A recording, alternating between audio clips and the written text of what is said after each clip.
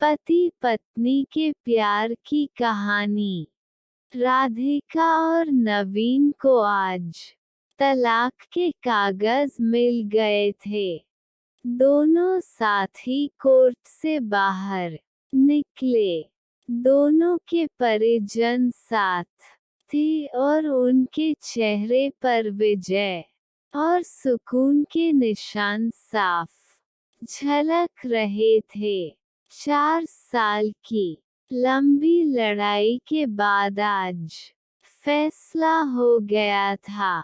10 साल हो गए थे शादी को, मगर साथ में 6 साल ही रह पाए थे। 4 साल तो तलाक की कार्यवाही में लग गए। राधिका के हाथ में दहेज के सामान की लिस्ट थी जो अभी नवीन के घर से लेना था, और नवीन के हाथ में गहनों की लिस्ट थी जो राधिका से लेने थे। साथ में कोर्ट का यह आदेश भी था कि नवीन 10 लाख रुपये की राशि एकमुश्त राधिका को चुकाएगा। राधिका और नवीन दोनों एक ही टैंप में बैठकर नवीन के घर पहुंचे। दहेज में दिए सामान की निशानदेही राधिका को करनी थी, इसलिए 4 वर्ष बाद ससुराल जा रही थी। आखिरी बार, बस उसके बाद कभी नहीं आना था उधर। सभी परिजन अपने अपने घर जा चुके थे। बस 3 प्राणी बचे थे, नवीन, राधिका और राधिका की माता जी। नवीन घर में अकेला ही रहता था। माँ बाप और भाई आज भी गांव में ही रहते हैं।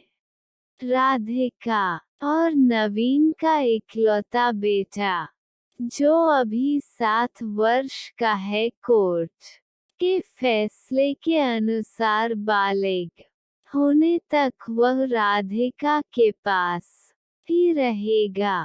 नवीन महीने में एक बार उससे मिल सकता है।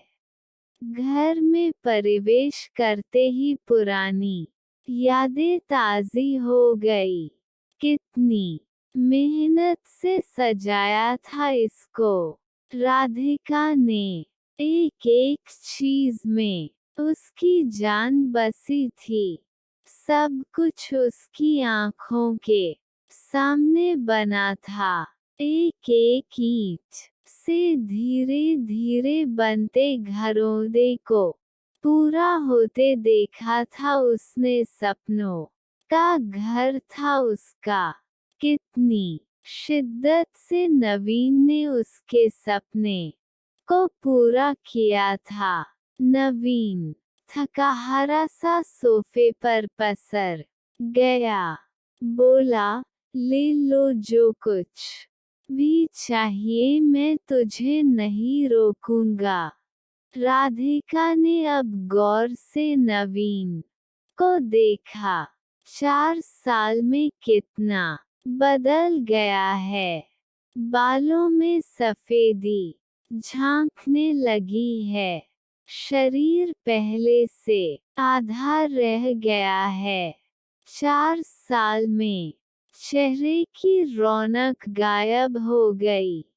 वह स्टोर रूम की तरफ बढ़ी, जहां उसके दहेज का अधिकतर सामान पड़ा था।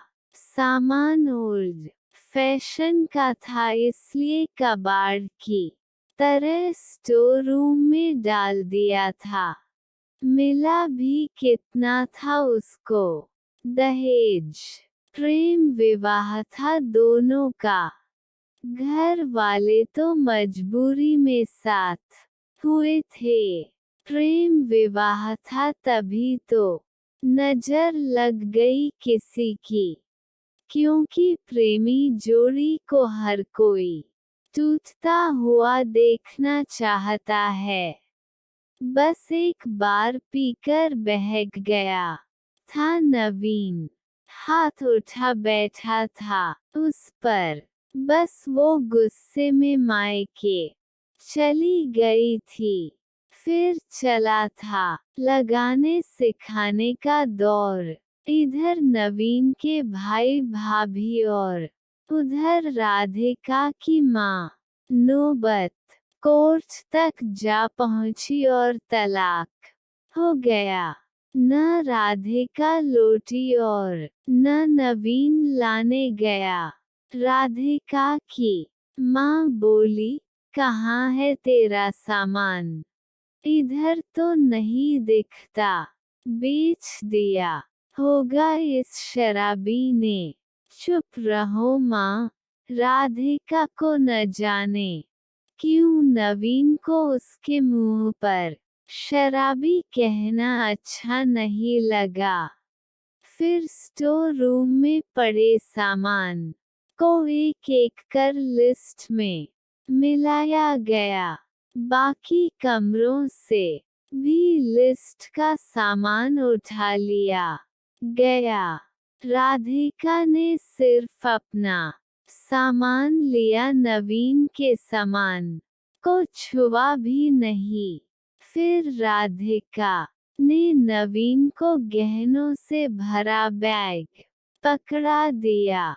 नवीन ने बैग वापस राधिका को दे दिया। रख लो, मुझे नहीं चाहिए, काम आएगी तेरे मुसीबत में। गहनों की कीमत 15 लाख से कम नहीं थी। क्यों?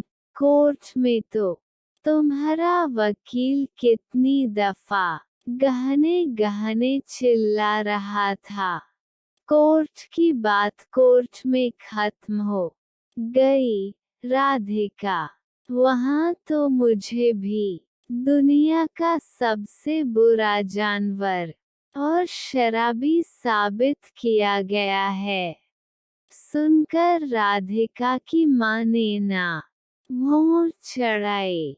नहीं चाहिए, वो 10 लाख भी नहीं चाहिए।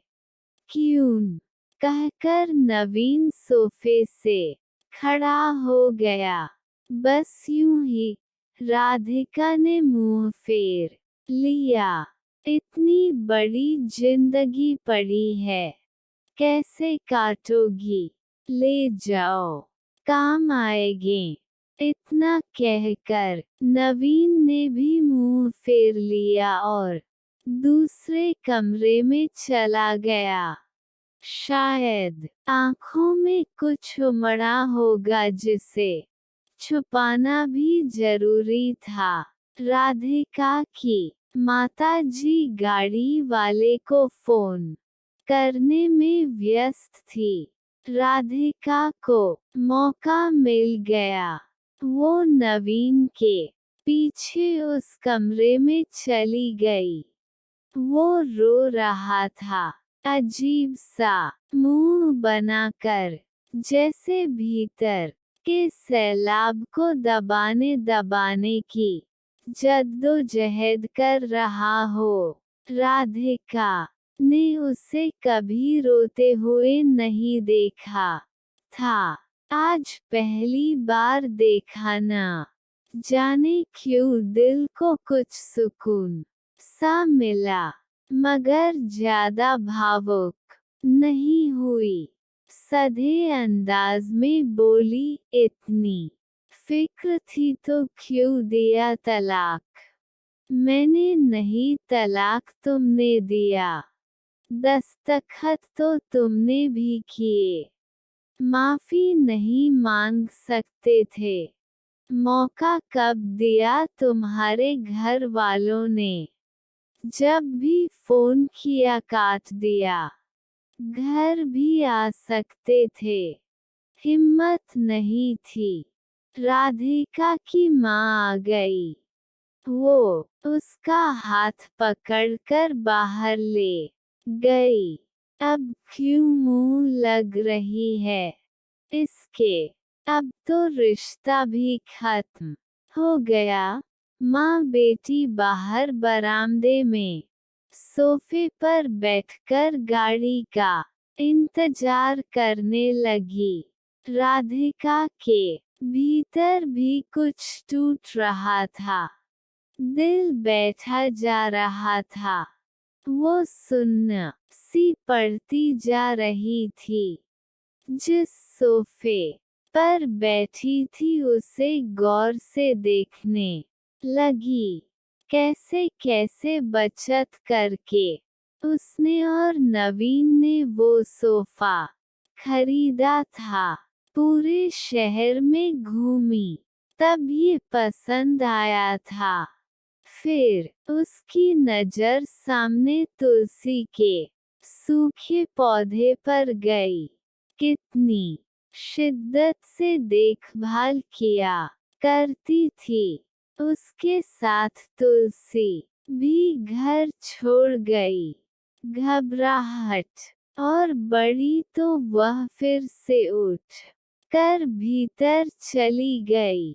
माँ ने पीछे से पुकारा मगर उसने अनसुना कर दिया। नवीन बेड पर उल्टे मुंह पड़ा था। एक बार तो उसे दया आई उस पर, मगर वह जानती थी कि अब तो सब कुछ खत्म हो चुका है, इसलिए उसे भावुक नहीं होना है। उसने सरसरी नजर से कमरे को देखा। अस्त व्यस्त हो गया है पूरा कमरा। कहीं कहीं तो मकड़ी के जाले झूल रहे हैं। कितनी नफरत थी उसे मकड़ी के जालों से। फिर उसकी नजर चारों ओर लगी उन फोटो पर गई जिनमें वो नवीन से लिपट कर मुस्करा रही थी। कितने सुनहरे दिन थे वो। इतने में माँ फिर आ गई। हाथ पकड़ कर फिर उसे बाहर ले गई। बाहर गाड़ी आ गई थी। सामान गाड़ी में डाला जा रहा था। राधिका सुनसी बैठी थी। नवीन गाड़ी की आवाज सुनकर बाहर आ गया। अचानक नवीन कान पकड़कर घुटनों के बल बैठ गया। बोला, मत जाओ, माफ कर दो। शायद यही वो शब्द थे जिन्हें सुनने के लिए 4 साल से तड़प रही थी। सब्र के सारे बांध एक साथ टूट गए। राधिका ने कोर्ट के फैसले का कागज निकाला और फाड़ दिया। और माँ कुछ कहती उससे पहले ही लिपट गई नवीन से। साथ में दोनों बुरी तरह रोते जा रहे थे। दूर खड़ी राधिका की माँ समझ गई कि कोर्ट का आदेश दिलों के सामने कागज से ज्यादा कुछ नहीं। काश उनको पहले मिलने दिया होता। अगर माफी मांगने से ही रिश्ते टूटने से बच जाए तो माफी मांग लेनी चाहिए।